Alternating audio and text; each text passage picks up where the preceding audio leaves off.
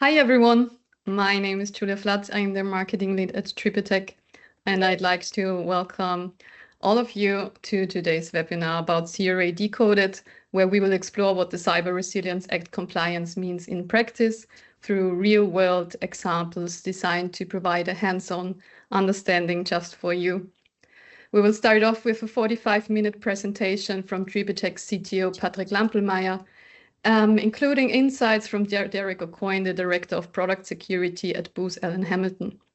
After the presentations, we will have a 15-minute Q&A session for which you can submit your questions directly through the Q&A section of this event. So please feel free to drop your questions in as they come up, and we will cover as many as possible at the end.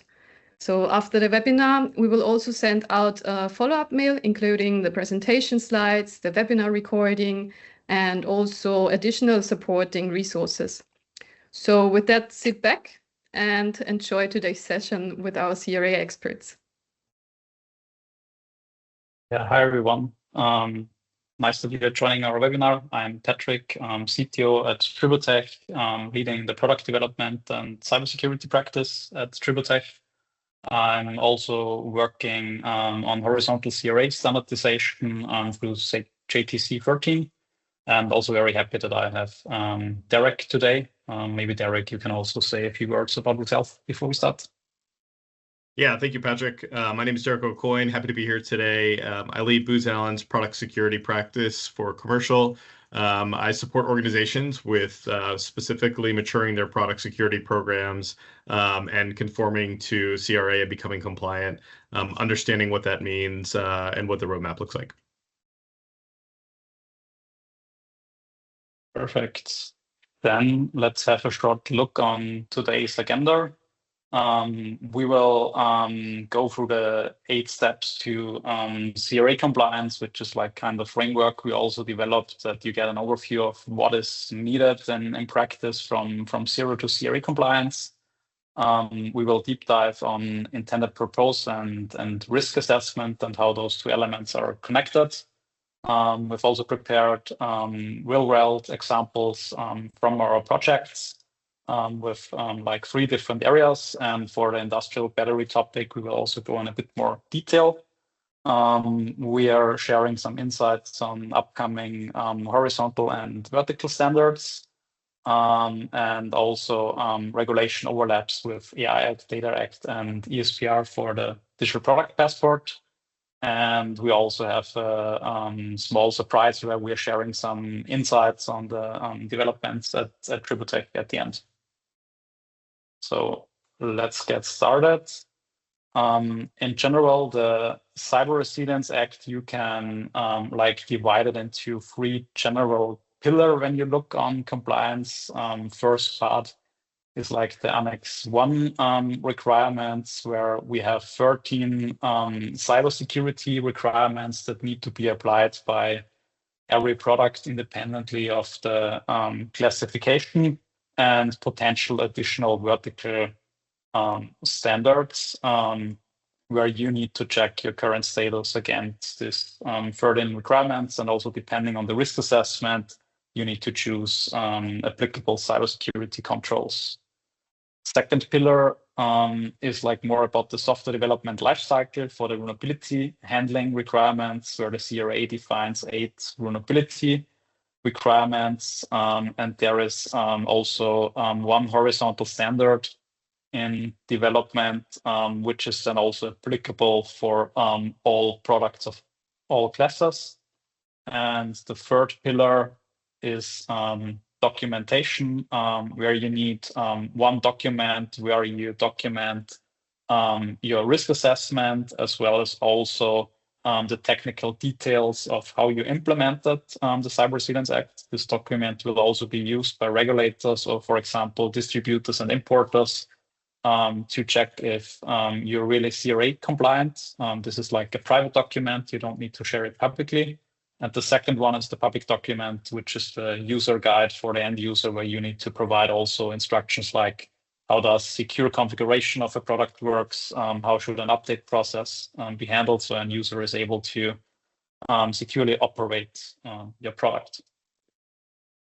When looking on the steps from 0 to full CRA compliant, first step everyone needs to do is like product classification, which means you need to build or either use your existing hardware software inventory and then analyze which hardware products fall under Cyber Resilience Act. Are there exclusions? As you maybe know, there are like the general class, critical class, and important product class.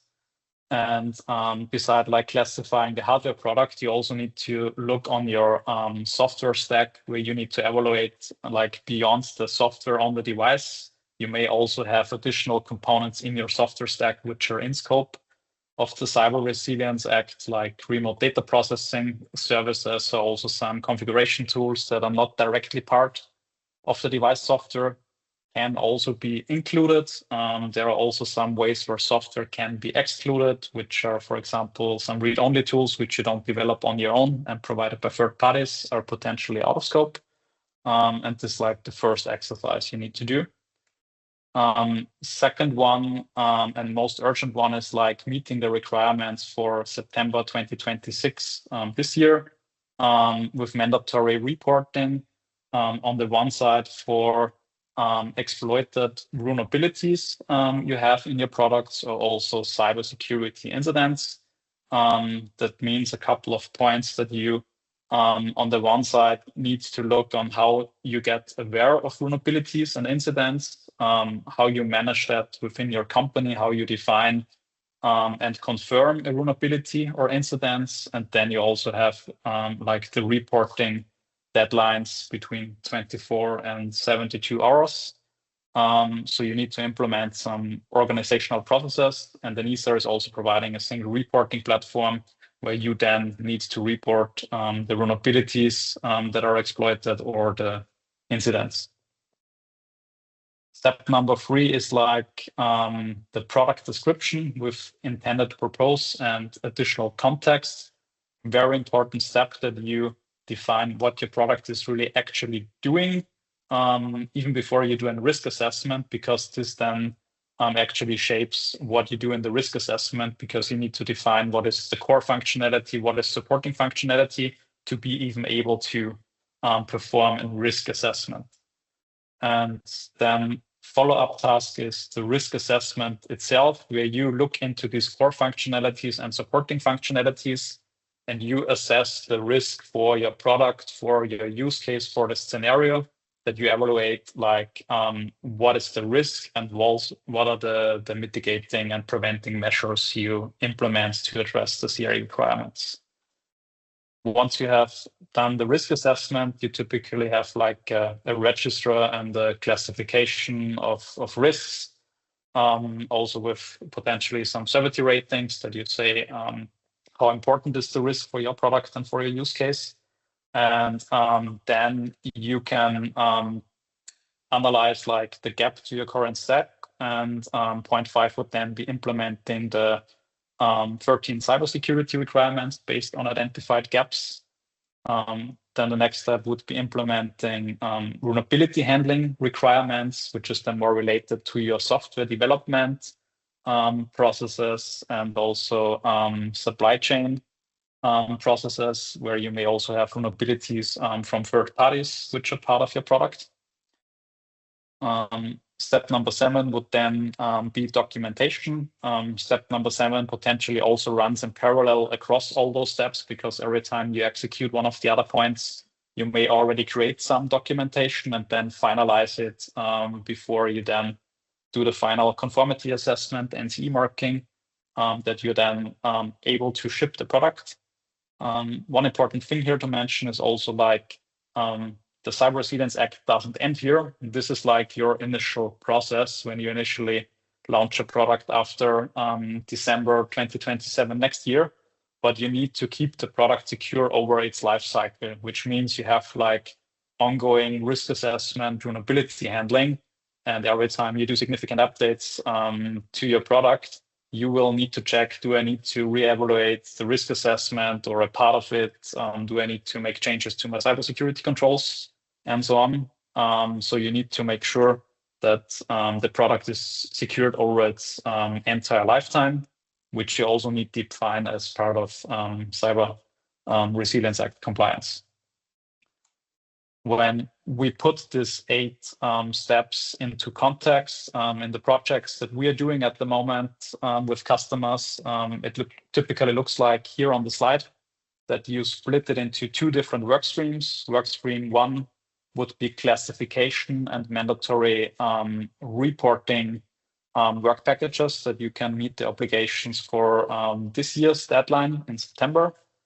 And then having a second separate work stream that can also run in parallel. And it's also recommended to not wait too long, because when you need to change significant things in your architecture, you implement security controls, that takes time. Also, the risk assessment and the gap analysis takes time. So it's a good idea to rather start early as like then having trouble and stress at the end.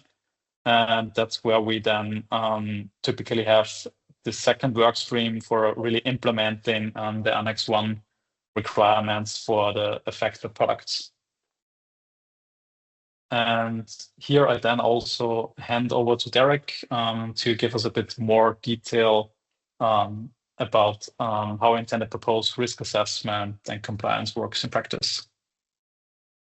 Yeah, thank you. So I want to talk about a couple things, and I think Patrick mentioned it at the top. The CRA is largely, and the requirements that you need to implement on a per product basis are largely influenced by its intended use. So there are horizontal standards and vertical standards that we'll talk about that apply to different products based on their intended use and their product classification. One of the first things, as you saw on the prior slides in the roadmap, and the steps to CRA compliance are describing the product itself and its intended use. That includes the internal components. It may include things like the embedded firmware, the cloud components, the maintenance and update cycle, and any APIs that are exposed, the users and the operators of those products themselves, and not just what the product was designed for, but the reasonable foreseeable use, which sometimes can conflict. Any ancillary functionality, the operating context, conditions, constraints, and those all go into, as I mentioned, defining the product, its intended use, which then influences what you need to do to become compliant. I think the third-party components is another piece, not just understanding what the component is or who the supplier might be, but the libraries, the SDKs, open source packages, specifically any vulnerabilities that may exist, creating a clear understanding of what the update cycle might look like for those third-party components. And all of this information, as you document it on a per product basis, then kind of influences or are used as inputs into the risk assessment, which we'll talk about as well here in a minute. But the risk assessment does not only identify and address the risks, taking into account all of those product characteristics, but it's going to, again, influence what you need to do practically in order to become CRA compliant. That risk assessment and defining the product and its intended use is an extremely important piece of the CRA compliance. It's not just understanding will CRA apply to my product or not, but it's how deep and which specific activities might I need to adhere to.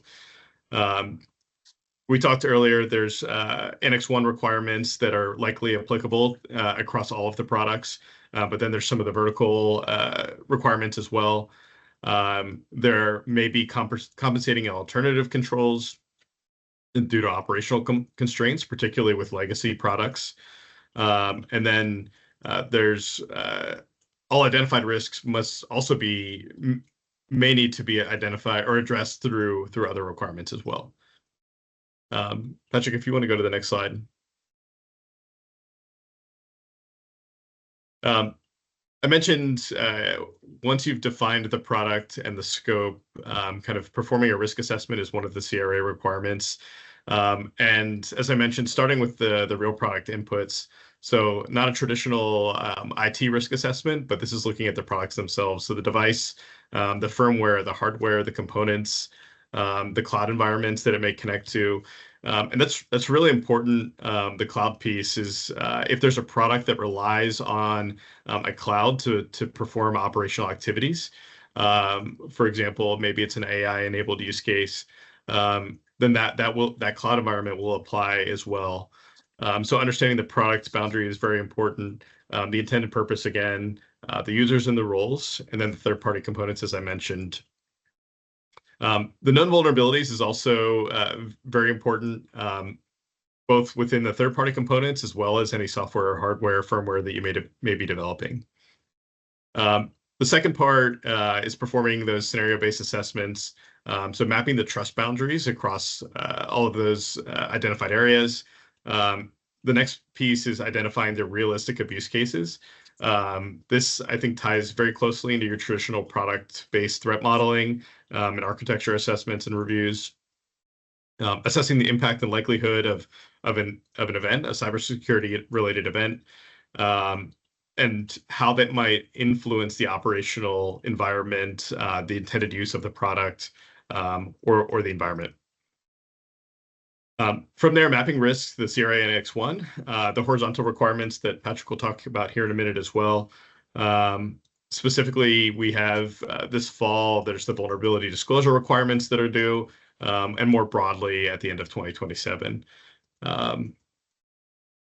From there, once you've kind of performed those scenario-based assessments, deciding what to fix, what you can mitigate, what risks you accept, and what needs to go on the roadmap. Ultimately, the risk assessment itself needs to generate the treatment plan. So what are those decision-ready outputs from the risk assessment? What security requirements do you now need to go implement for your products, and how do they fit into your existing backlog?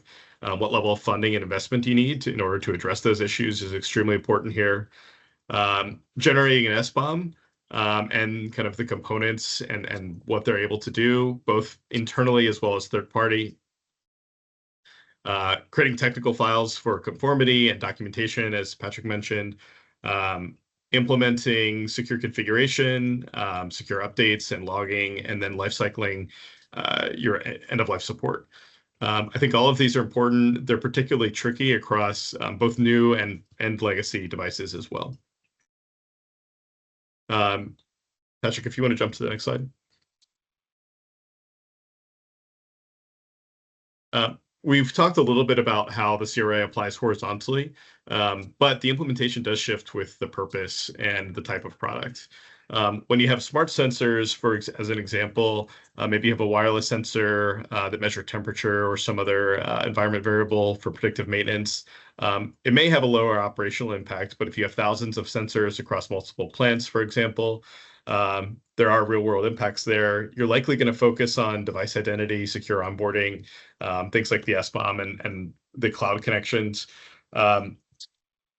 Depending on the risk assessment that you perform, these smart sensors may not require all of the level of detail that something like a PLC and middleware environment may. So, for example, you may be able to do some self-attestation on the conformity with CRA versus your operational industrial controller maybe sitting on a plant floor, for example, has higher consequences.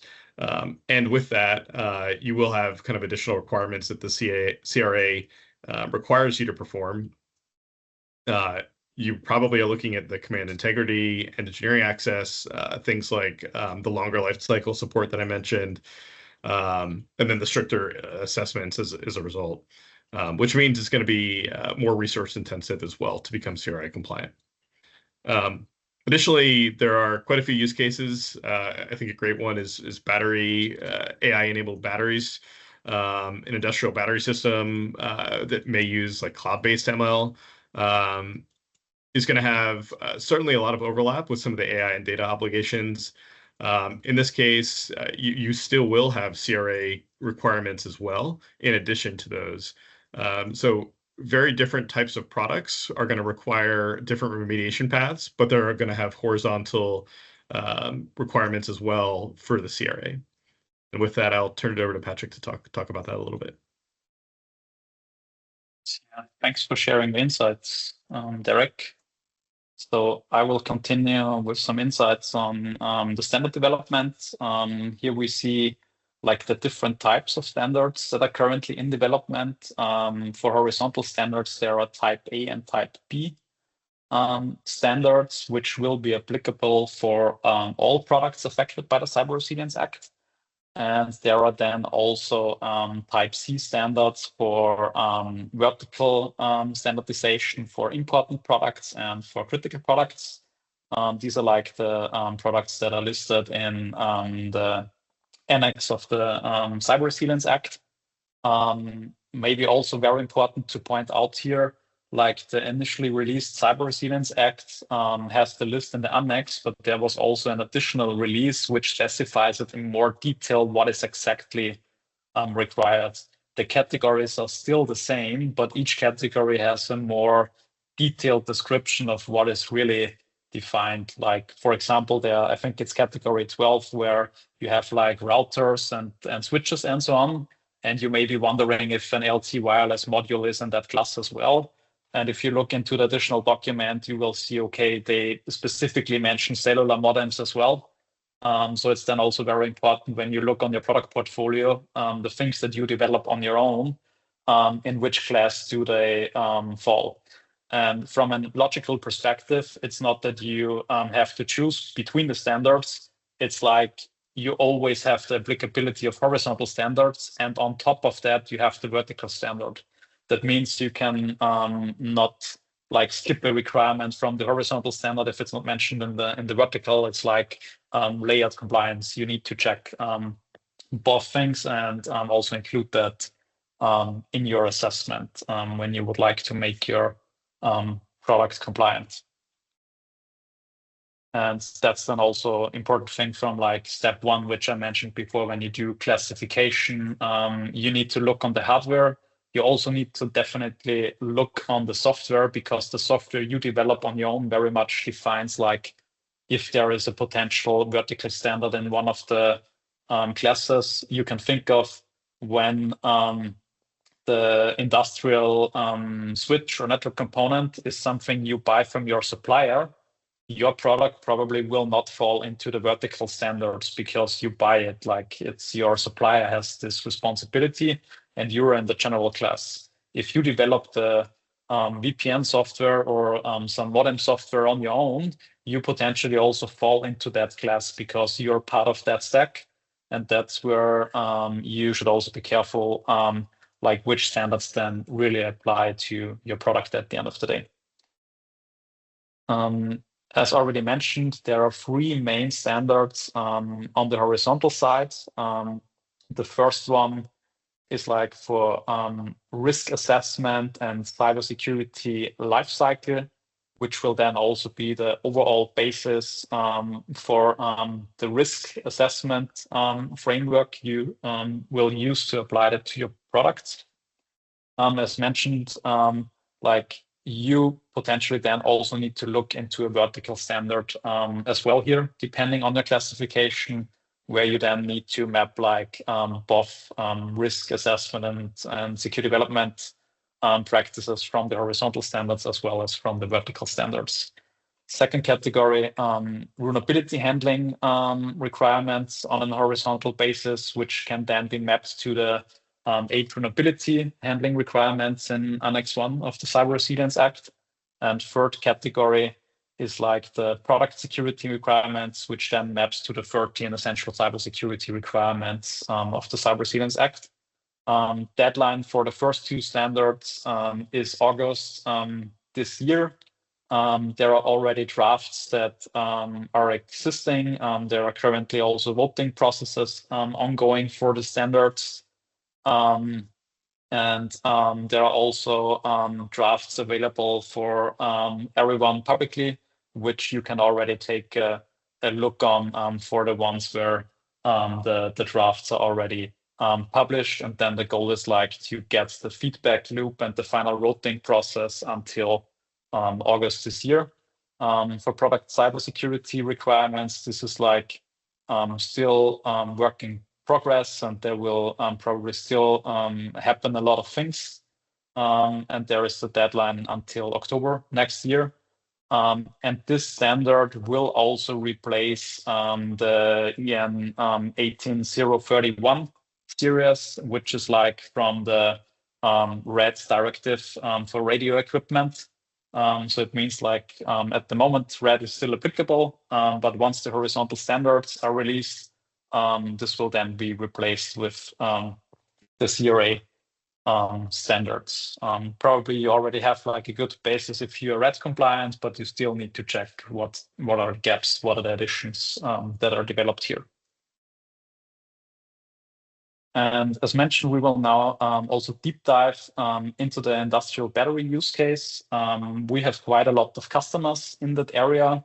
That is ranging, for example, from automotive OEMs. You may ask why automotive OEMs for industrial batteries, but EVs also often have a second life use case where this is then used in bigger storages.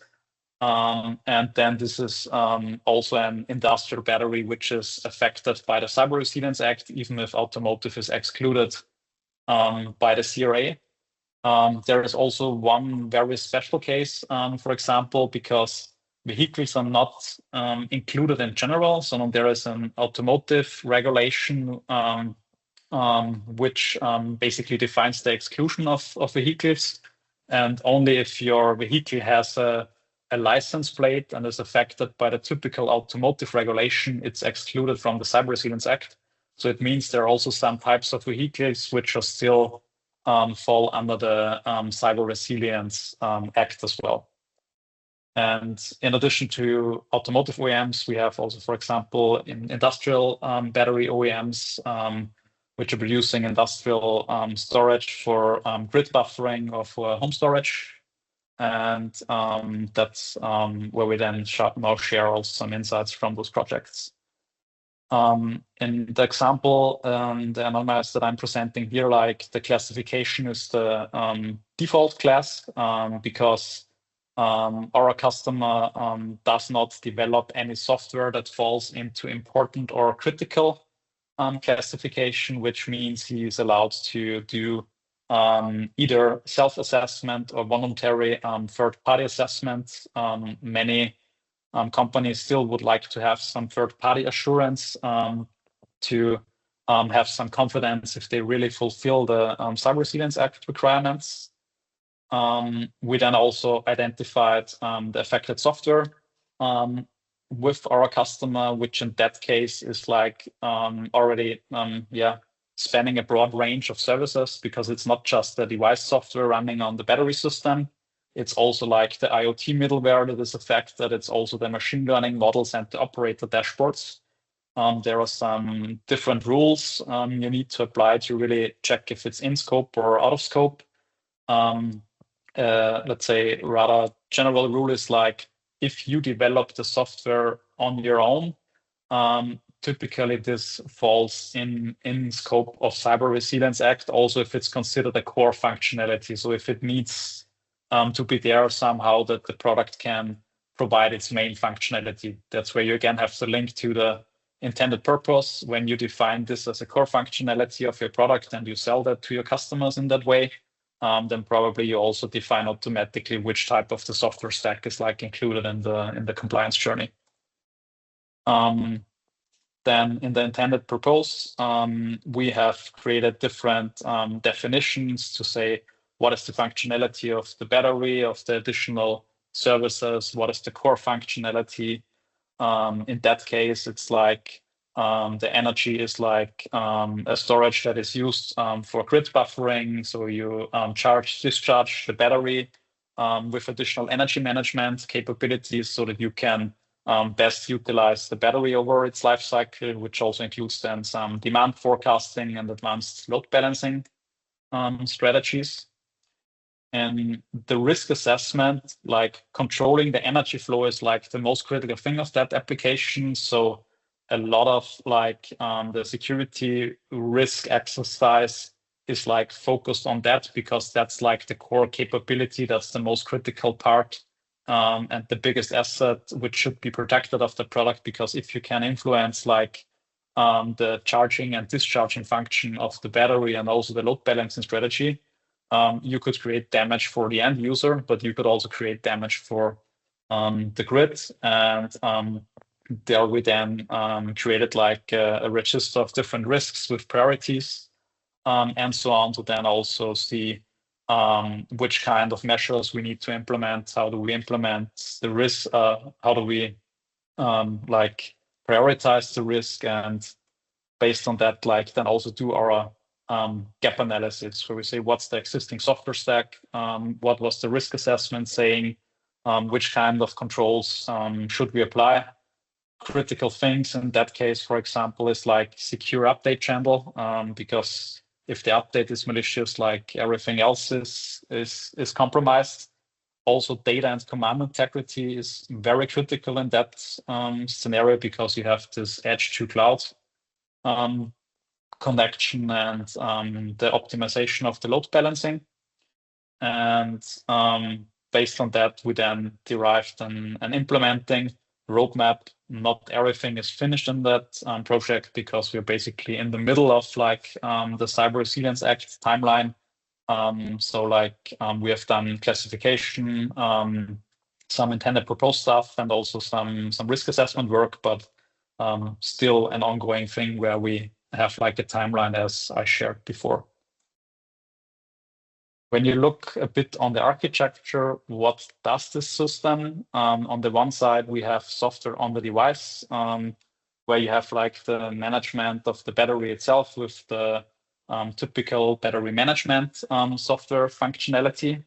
Then there is also an energy management part, which runs on the device for local load balancing, additional safety functions, so that you also have some security when you say you get a bad strategy from the cloud, that you don't use that for your load balancing, and you also have some kind of physical and logical safety on the device side itself. And then it also has a device to platform interface, where it sends telemetry to the cloud platform, where their ML and AI models are used for forecasting and optimizations. It basically creates optimized load balancing plans and sends the plan with optimized set points back to the battery.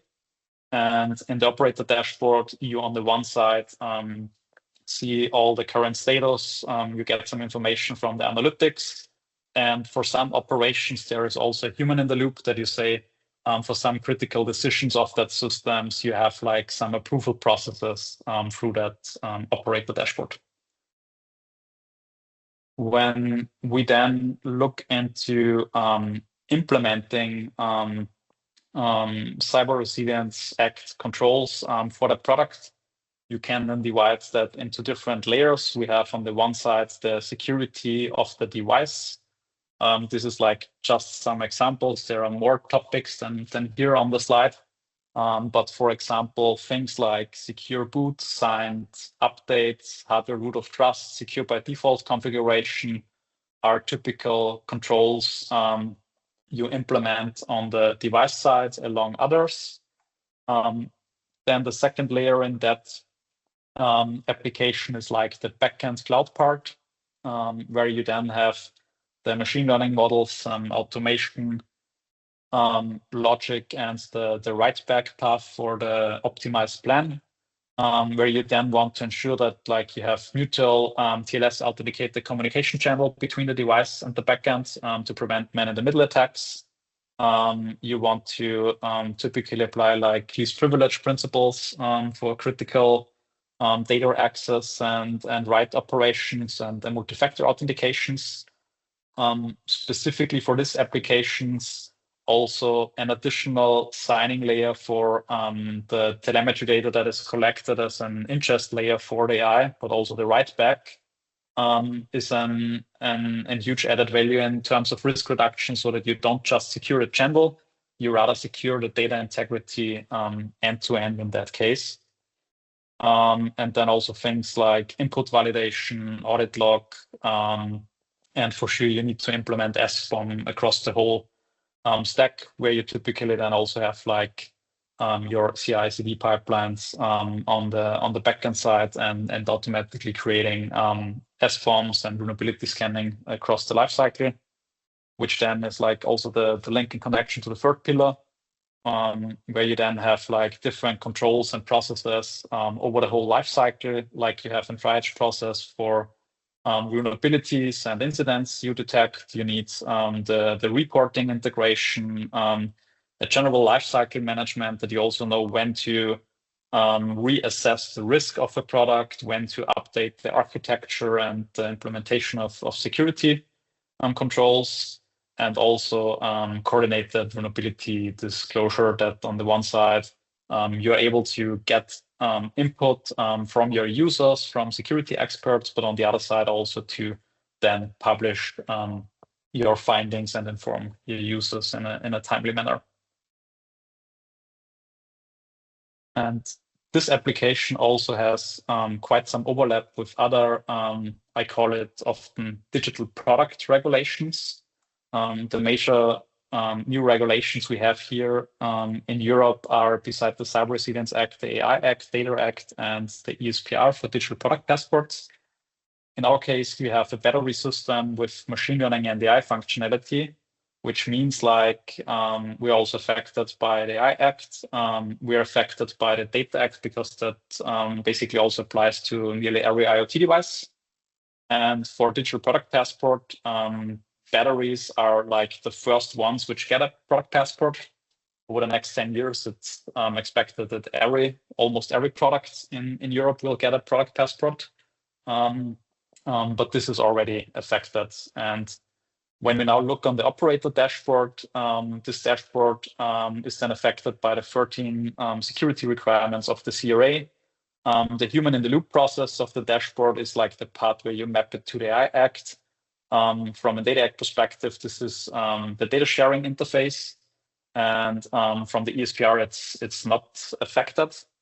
When we look on the next layer for the machine learning and the AI system, we have again like the 13 cybersecurity requirements because this piece of software is like part of my product. It's part of the core functionality. This is also where the full scope of the AI Act lies for the ML/AI system. It produces potentially also some usage data as long as these are not trade secrets, and ESPR is again not affected. On the IoT middleware layer, you have again the security requirements.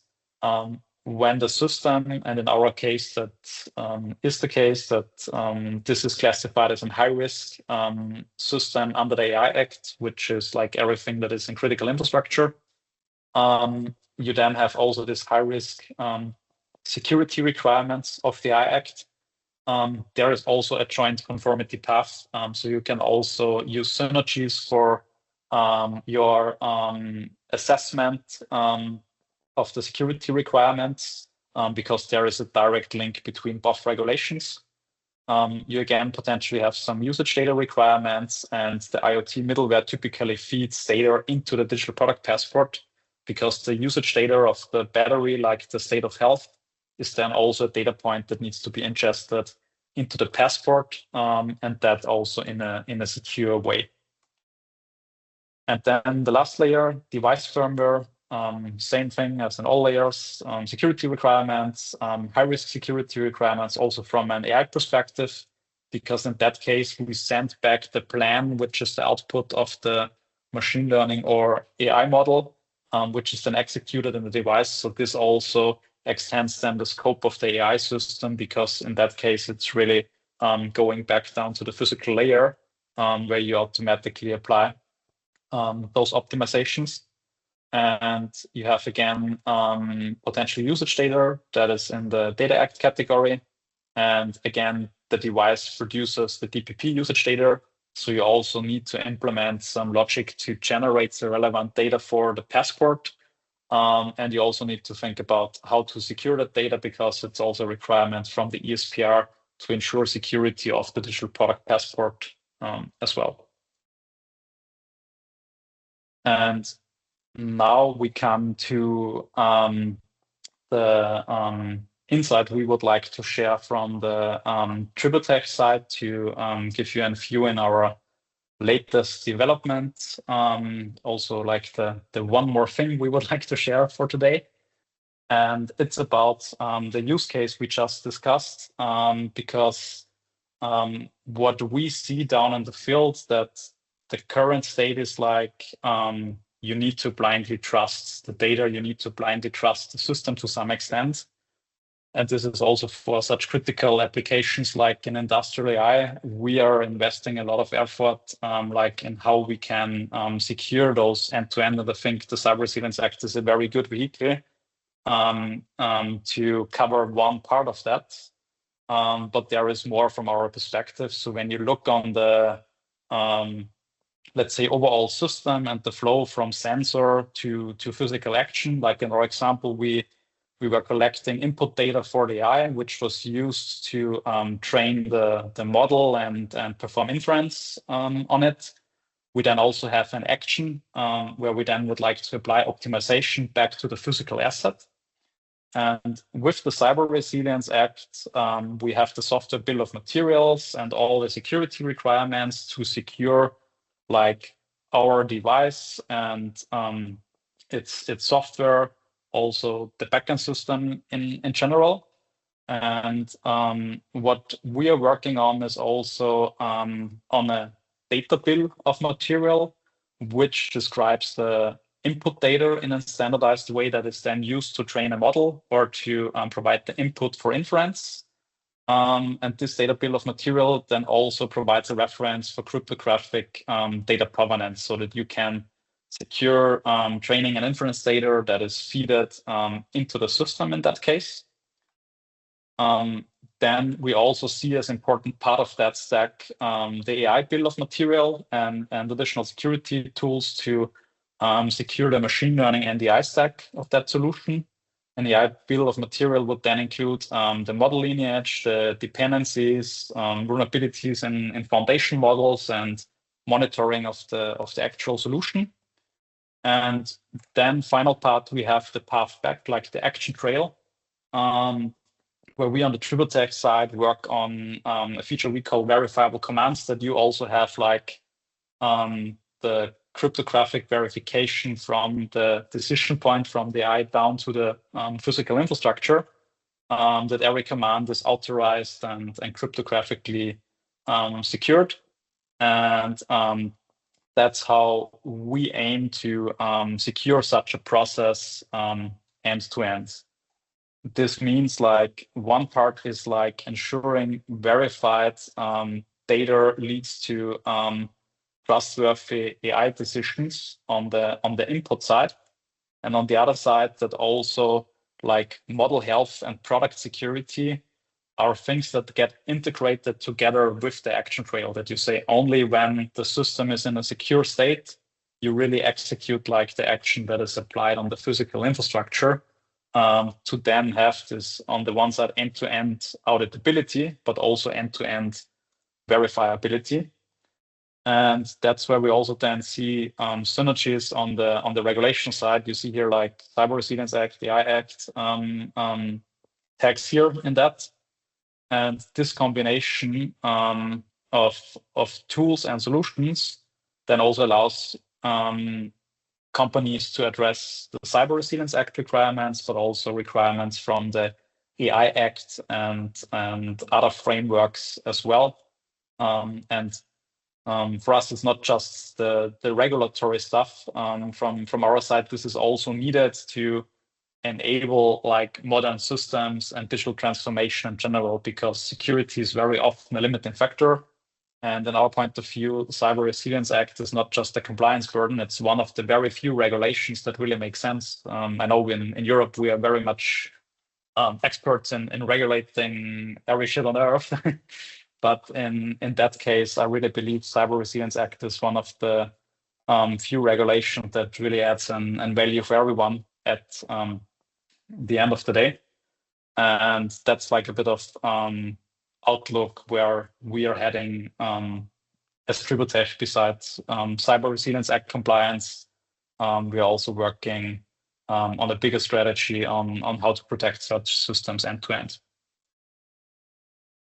And now I'm done with my part of the presentation. We are at the end of this webinar. We've also put together some collateral and resources for you to read afterwards. we have an 8-step CRA guide, which aims to help you to build your own roadmap. That's like mapped to the 8 steps I explained in the beginning.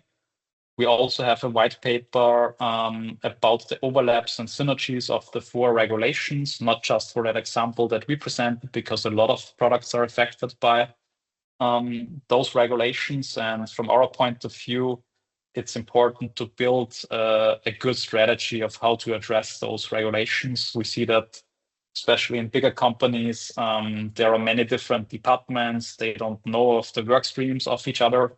And there's a lot of opportunity to build a consolidated strategy to avoid that you have multiple tools for the same thing at the end of the day.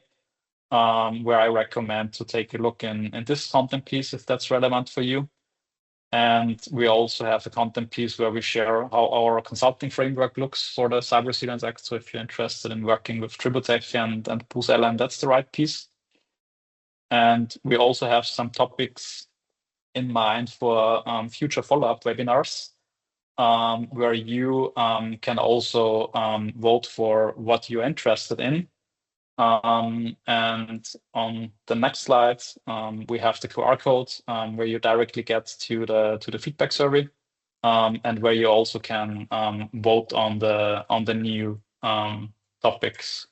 Maybe just very shortly, we are thinking of more deep dive into the 2026 requirements for mobility reporting.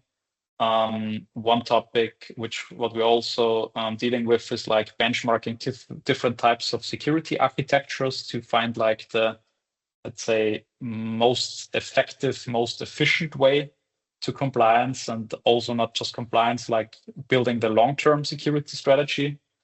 Another topic would be deep dive into SBOM and supply chain security, or deep dive on Cyber Resilience Act, AI Act combination, or the thing that I shared on the last slide now, if that's interesting for you. That's like suggestion number 5.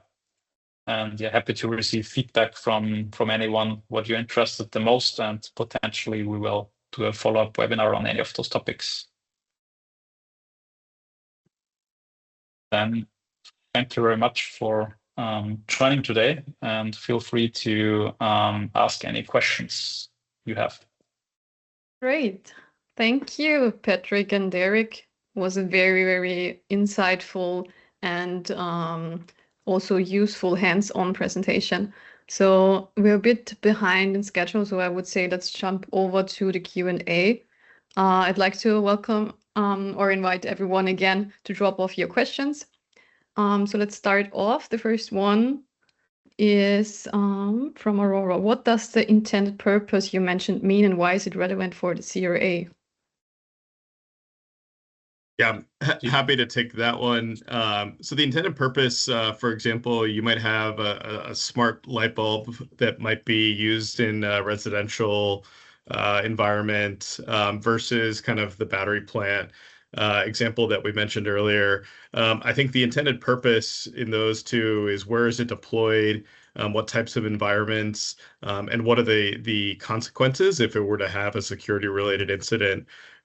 The reason why it's relevant in particular is because the different requirements from the CRA and how deep and specifically which requirements apply do depend on the intended purpose of the product. So something that may have more safety critical implications or might be part of the energy grid that we mentioned is going to have more strict requirements, more scrutiny when it comes to compliance. Than something that may not fit those environments. Thank you, Derek. Next up, one question from Alexander. How do you interpret the CRA requirement Annex 1 Part F for data integrity? Is this like done through things like TLS and similar mechanisms, or is something else needed? Very good question. It depends is the answer. In general, requirement F defines like you need to ensure data integrity from software, data, commands, and functions. So one part is connected like to the update mechanism, where you have like things like signed firmware updates and artifacts in general that you secure like update channel that nobody can simply inject like malicious updates. And another part is like then, which is quite different. Let's say, how do you secure data integrity or integrity of commands? Like traditional approaches, like using things like TLS, that's correct. But the CRA explicitly says like you need to be able to detect unauthorized alterations of data, and you also need to be able to report on them. And that means like TLS just secures one part of the overall stack. When you look on the energy management use case where this data flow is extremely critical, you have like point-to-point security just in time when you transfer the data. But then you have a huge gap on like when the data is actually used for training, feed it for input. It's like crossing a lot of different system layers in reality, and there is a huge attack vector open. So for very critical data streams, the risk assessment may then lead to the fact that you say, okay, I want to apply additional mechanisms for data security on top of TLS because my risk is so high that this is not enough depending on what you do with the data, especially when you take critical decisions, when you have like closed loop automation and insights. Then potentially you would like to apply signatures independently of the communication channel that you can say you can really verify between source and consumer, and not just in real time, anytime you do something critical with that. So our interpretation is that you need to do more than just TLS, depending on what your risk assessment is saying at the end of the day. Great, thanks. A very, very interesting question from Avinash. Could cybersecurity compliance frameworks like CRA eventually become a competitive advantage for Indian OEMs competing globally, similar to how quality certifications evolved in manufacturing? Maybe I can take that, and Derek, feel free to add something if you want to. We're also thinking a lot about this topic because we work with international companies, and the thing is like your company may be affected by CRA, by US NIST frameworks and so on. And then you have to think about, as a manufacturer, do I want to build different versions of a product with like different compliance, like the things that I ship to Europe or that I ship to US? And it's not an easy question. My general opinion is like that it's typically good to have like a global baseline of security where you say, this is the security I built into all products, and then I add specific security on top. And you could decide like if you want to have different variants or if you're rather going for one common stack. And typically long term, it's the most efficient to go for one common stack. But it depends. And I think it's a very much competitive advantage. There's also a study of McKinsey that says a software buyer is like willing to pay much more for secure products. And the interesting thing of that study is also that vendors underestimate the importance of security from their buyers. So the vendor thinks less security is very fine and doesn't even recognize that the buyers would be willing to pay more for that. And I think with things like Mythos and AI stuff, this is just increasing. So I think, yes, security is very much becoming much more competitive advantage. Right. And the only thing I'd add, Patrick, is the CRA requirements themselves are very much best practices in the product security space. So if you, to your point about the competitive advantage, and Patrick's point about the buyers, performing kind of your best practice product security hygiene type activities are going to make your products more resilient and hardened and protected, which is always a good thing. Mm-hmm. Anything to add, Patrick, or shall we jump to the next one? We can go to the next one. Perfect. The next is from Jeroen. How would you rate the current CRA readiness status of most companies? Are most companies prepared or rather panicking? A general answer is probably not possible, but maybe an answer per industry sector would be. I think nobody should panic because that's always a bad thing in security. I think we should justify why security is relevant and what are the consequences if you don't deal with that. I think there are very good arguments for that. I think that in IT overall, the maturity is rather quite bad. We see a lot of things like people are using basic authentication for connecting an IoT device to a server, which has like a shared username and password. And yes, really, we see that in practice. But there are also very mature companies. So I think there is a very broad range on that. I would say the bigger part of that is not so mature in terms of CRA compliance, and everyone has a gap. Maybe the gap is quite small if you have a high maturity level, but CRA is introducing a couple of new requirements as well, which nobody can implement now. So it's like setting also a kind of new bar for Cyber Resilience Act. And depending on where you are, the gap is bigger or smaller. And my general advice would be also like, it also then depends a lot on like which kind of tools you're implementing and which strategy you are using, how easy or how hard your path to compliance is. So we have 2 questions left. I think we can still cover it.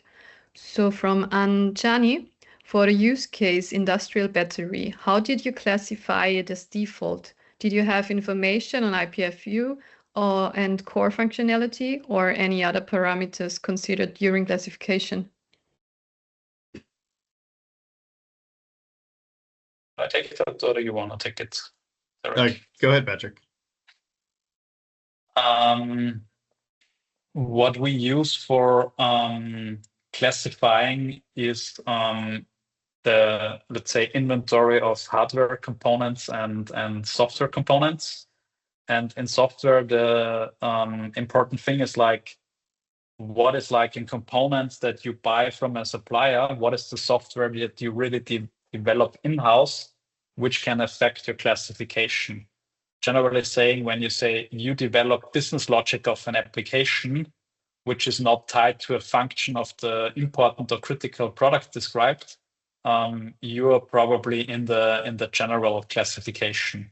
If you then develop the firmware of a Bluetooth interface, for example, of the microcontroller when you are the semiconductor, then you may fall into one of the critical categories. But if you buy the chip and the driver like from the supplier, you are then potentially in the general category.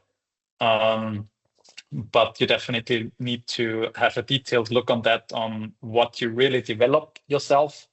And potentially there is a gray zone where you need to even dig deeper when you say you buy it, but you modify it in a very extensible way. Then maybe the answer is not so clear. In that case, the customer is like buying things like gateways, microcontroller, and so on off the shelf, and is implementing like the business logic functionality on that device, and why he is considered like the default class. But he still has exactly the same requirements. It's like the conformity assessment path is different, and you may not have the vertical standards, which potentially makes it a bit easier, but the general bar of cybersecurity is the same. And I think the risk assessment has more influence than the classification on the actual things you need to do. Great. And last but not least, Soraya is asking, do CRA requirements provide the same level of assurance and evidence across the different conformity assessment modules, BCH? Or do these modules imply different expectations in terms of proof and verification? Yeah, I'll maybe start, Patrick. They definitely imply different expectations. I think as you look at the different assessment modules, kind of you start with the lowest level of scrutiny. B and C in particular are going to be probably more focused on a point-in-time assessment. For an organization, it's more, can you prove at this time that this was developed and conforms to the CRA? whereas the Model H is going to be more of your over time, can you repeatedly sustainably generate the evidence and prove that your processes, your lifecycle management are secure. So I'd say there's definitely levels of expectation that differ. And as you get to H, you're going to become certainly a lot more scrutiny. Patrick, anything you might add there? Yeah, I fully agree with that from the conformity assessment point of view, that you will have like, much more detailed audits and expectations on what is defined in the standards that are related to this type of conformity assessment.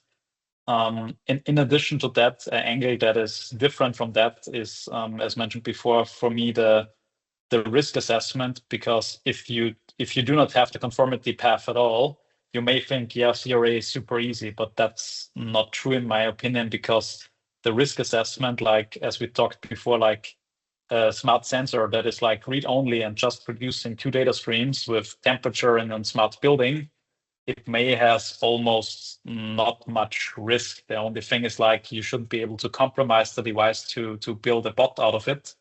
But if you compare it to the energy management application, the data stream becomes part of a critical infrastructure application, where you say that's a huge difference in which type of cybersecurity controls you apply. So I think both things, like the conformity path and the risk assessment, have a very huge impact on how easy it is to fulfill Cyber Resilience Act compliance. Great, thank you. And also thank all of you for your great questions. If anything comes up in the future, please feel free to contact us anytime. As said, you will receive a follow-up mail tomorrow with all the information, with a recording, etc. And you will also get the slides. And yeah, so for now, thank you all for your participation and have a great rest of the day. Thanks for joining, guys. Thank you. Bye. Bye.